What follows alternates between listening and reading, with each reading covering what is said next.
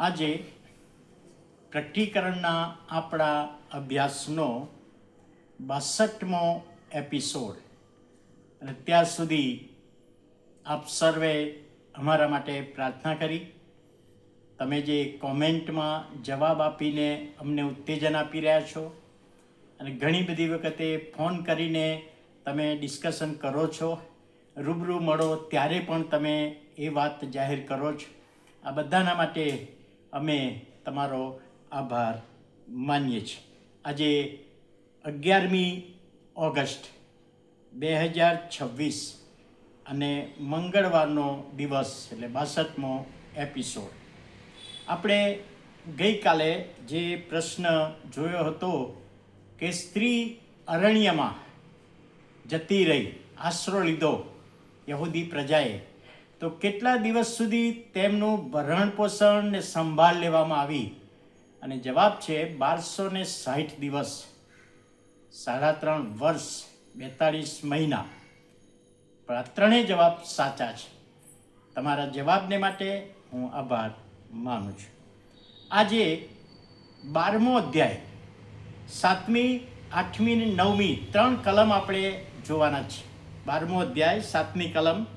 પછી આકાશમાં લડાઈ જાગી, મિખાએલ તથા તેના દૂતો અજગરની સામે લડ્યા અને અજગર તથા તેના દૂતો પણ લડ્યા. આકાશમાં કે છે લડાઈ થઈ. મિખાએલ ઈશ્વરનો દૂત અને અજગર એટલે શૈતાન ને શૈતાનની સાથેના જે એના મિત્રો, તેઓની સાથે સામસામે લડાઈ થઈ સ્વર્ગમાં. તો પણ તેઓ તેમને જીત્યા નહીં. અજગર શૈતાન આ મિખાએલને જીત્યા નહીં. તેઓને એટલે કે અજગરને તેના દૂતોને આકાશમાં ફરી સ્થાન મળ્યું નહીં.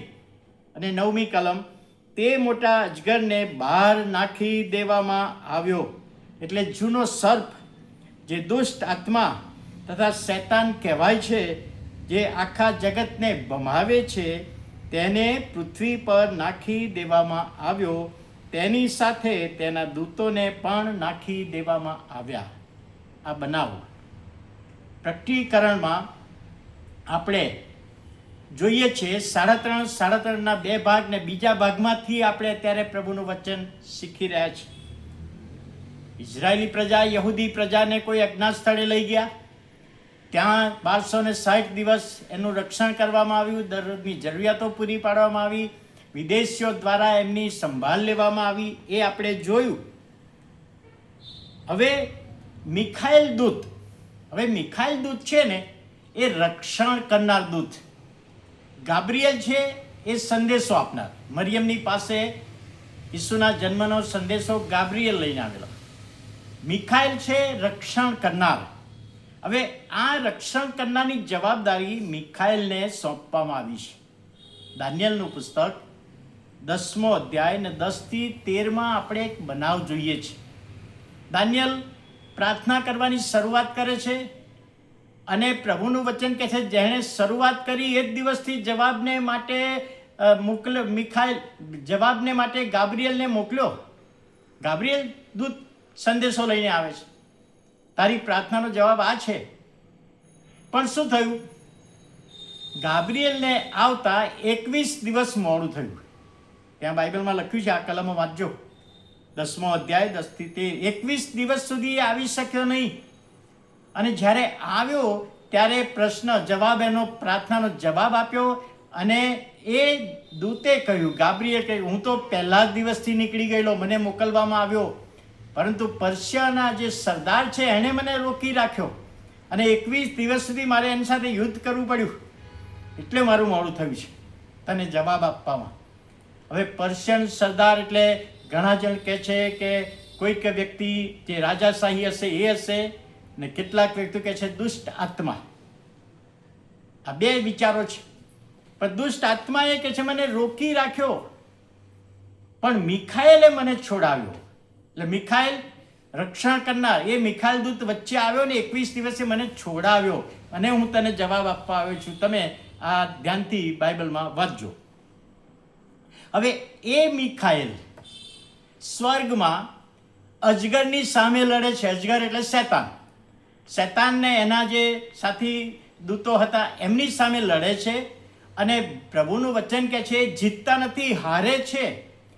અને હાર થઈ ત્યારે કે છે એમને નીચે નાખી દેવામાં આવ્યા.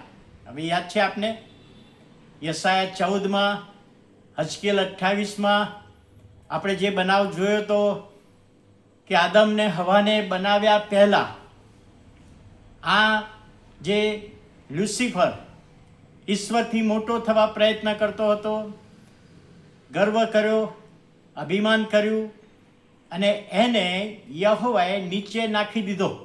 તો પણ એ સ્વર્ગમાં આવન જાવન કરી શકતો હતો. કેટલાકને પેલા એબીએસના ખાડામાં નાખ્યા છે, અંધકારના ખાડામાં. કેટલાક જગત પર લોકોને ભમાવતા ફરે છે. પણ આ 3.5 વર્ષમાં જ્યારે આ બનાવ બનશે ને ત્યારે પ્રભુનું વચન કહે છે સદાને માટે નીચે નાખ્યા. એટલે હવે આ લ્યુસિફર જે એને સ્વર્ગમાં જવાની પરમિશન હતી એ બધું કેન્સલ થઈ ગયું. હવે એને તને નીચે નાખ્યો, તારે ઉપર આવવાનું જ નહીં. હવે નીચે નાખ્યો છે એટલે પછી એ જાણે છે કે ઈશ્વરે મને નીચે નાખ્યો છે, હવે મારાથી સ્વર્ગમાં જઈ શકાશે નહીં, મારી પાસે દિવસો પણ થોડા છે. એને ખબર છે કેમ કે 3.5 વર્ષ પૂરા થશે પછી તો બધાનો હરમગીદરનો નાશ થશે ને 1000 વર્ષનું રાજ્ય સ્થાપશે, એ બધી બાબતો આવશે. એટલે શૈતાન બહુ જોશથી કામ કરશે. પરંતુ એને યહૂદી પ્રજાની સતાવણી કરવી છે. પરંતુ યહૂદી પ્રજા તો ઈશ્વર કોઈક જગ્યાએ લઈ ગયા છે એટલે એમને કશું કરી શકતો નથી આ શૈતાન. પણ જે બીજા વિશ્વાસીઓ છે એમની પાછળ એ પડે છે. હવે આ જે યહૂદાનો પત્ર 1 અધ્યાય 9મી એક જ અધ્યાય છે. મૂસાના મૃતદેહ માટે, ડેડ બોડી માટે શૈતાન એ ડેડ બોડી માગી રહેલો, તું મને આપ. અને મિખાઈલ કહે છે આ બોડી તને ના મળે. આ લડાઈ છે, ખાલી યહૂદાના પત્રમાં જ છે આનો ઉલ્લેખ. CNIના એક બેન છે, પ્રાર્થનાવાદી છે અને બાઇબલના વચનોનો અભ્યાસ કરનાર બેન છે. એમણે મને કેટલાક સમય પહેલાં પ્રશ્ન પૂછેલો કે શા માટે આ શૈતાન એ મૂસાની ડેડ બોડી માગતો હતો. તો એનું કારણ એ જ છે કે જો શૈતાનના હાથમાં મૂસાની ડેડ બોડી આવે તો આગળ જતા મૂસાને દેવ બનાવી દેત ને મૂર્તિ પૂજા શરૂ કરાવત. પણ મિખાઈલ દૂતે એવું થવા દીધું નહીં, હું તને આ ડેડ બોડીનો કબજો નહીં આપું. એ બાબત છે તો તમે યહૂદાના પત્રમાં પણ વાંચી શકો છો. એટલે સ્વર્ગમાં લડાઈ થઈ. મિખાઈલ જે ઈશ્વરનો પક્ષ લેનાર લોકો માટે લડે છે અને શૈતાન પોતાના અનુયાયીઓ માટે લડે છે. અને ત્યારે મિખાઈલ જીતી ગયો અને અજગરને, શૈતાનને એના સાથી દૂતોની સાથે, શૈતાનની સાથે નીચે નાખવામાં આવ્યો. હવે નીચે નાખ્યો છે. હવે એ શૈતાન જઈ શકશે નહીં સ્વર્ગમાં. હવે એને પરમિશન નહીં મળે. એટલે ક્યારે બનશે? અત્યારે તો પરમિશન છે અને સ્વર્ગમાં જાય છે. પરંતુ પ્રભુ ઈસુ આપણને ગગનગામમાં લઈ જશે ને પછી 7 વર્ષ થશે ને 3.5 થશે, ત્યાર પછી એને નીચે નાખવામાં આવશે. અને નીચે એનું જોર બહુ ચલાવશે, ભયંકર સતાવણી કરવા પ્રયત્ન કરશે અને કરશે ખરો. ત્યારે અહીં આગળ શૈતાનની હાર થાય છે. વાલા ભાઈઓ અને બહેનો, શૈતાનની આ ત્રીજી હાર. પહેલી હાર ક્યારે છે? સ્વર્ગમાંથી નીચે નાખવામાં આવ્યો. આદમને બનાવ્યા પહેલા એને નીચે નાખ્યો. જોકે એને સ્વર્ગમાં જવાની પરમિશન હતી, પણ એની હાર તો થઈ જ. એને નીચે નાખી દીધો. તું ઈશ્વરથી મોટો બની શકતો નથી, એને નીચે નાખ્યો. ત્યાર પછી એ શૈતાનને વધસ્તંભ પર ઈસુએ હરાવ્યો. વધસ્તંભ પર પોતાનું રક્ત વેવડાવીને એ શૈતાનની આગળ શૈતાનને હરાવ્યો. એ શૈતાનની બીજી હાર હતી. તો પણ શૈતાન તો સ્વર્ગમાં જઈ શકે છે, ત્યાં જઈને આક્ષેપ મૂકી શકે છે, સેવકોની વિરુદ્ધ આક્ષેપ પણ મૂકી શકે છે. એ બધી બાબતો છે.